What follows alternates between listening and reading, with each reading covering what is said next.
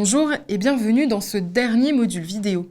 Aujourd'hui, nous allons aborder les difficultés pour se reconstruire après un passage dans une secte, ainsi que les recours juridiques. La rupture avec le mouvement sectaire entraîne souvent une forme de dépression chez les ex-adeptes. Ils se retrouvent face à une perte de repères, à des sentiments de honte, de culpabilité, de solitude. Il peut être compliqué pour eux de reprendre une vie normale. Il faut souvent un long travail pour retrouver leur personnalité, leur autonomie, des relations affectives et sociales, et pour se bâtir un nouvel avenir.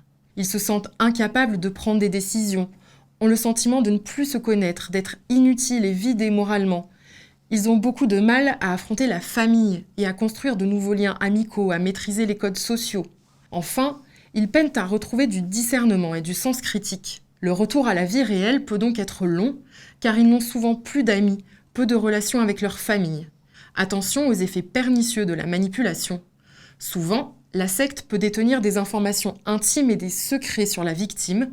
L'ex-adepte vit alors dans la crainte permanente du chantage. En plus des freins psychologiques, le retour à la vie normale se heurte aussi aux difficultés matérielles. L'ex-adepte se retrouve d'abord face à des problèmes d'ordre financier, car il est ruiné ou fortement endetté. Il est aussi confronté à des difficultés dans toutes les démarches de la vie courante, comme trouver un emploi ou un logement. Sa vie a été mise entre parenthèses pendant des mois, voire des années. Et l'absence de fiche de paie pour justifier d'un travail récent peut par exemple sérieusement compliquer la recherche d'emploi ou de logement. Il est souvent perdu dans les démarches administratives. En effet, l'ancien adepte peine à faire comprendre sa situation et il se heurte bien souvent à l'incompréhension et au mépris des institutions publiques. Les avocats, les médecins ou psychologues et les travailleurs sociaux sont souvent très peu informés sur la problématique sectaire. Ils n'arrivent donc pas toujours à offrir une aide concrète.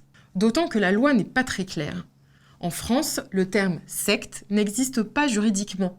En raison du principe de laïcité, l'État n'a pas le droit de définir ce qu'est une religion, une secte ou un mouvement religieux, mais le droit pénal offre cependant des outils de répression contre les dérives sectaires et l'emprise mentale, notamment via l'escroquerie, l'abus de faiblesse et l'abus de confiance, le harcèlement, les violences sexuelles, la séquestration, par exemple d'un enfant par le parent qui n'en a pas la garde, l'usurpation des titres, en médecine ou en psychothérapie, ou encore l'incitation au terrorisme. Pour ces démarches juridiques, il est important de s'appuyer sur une association spécialisée. Le Centre contre les manipulations mentales accompagne et oriente les victimes et leurs familles pour ce nouveau départ.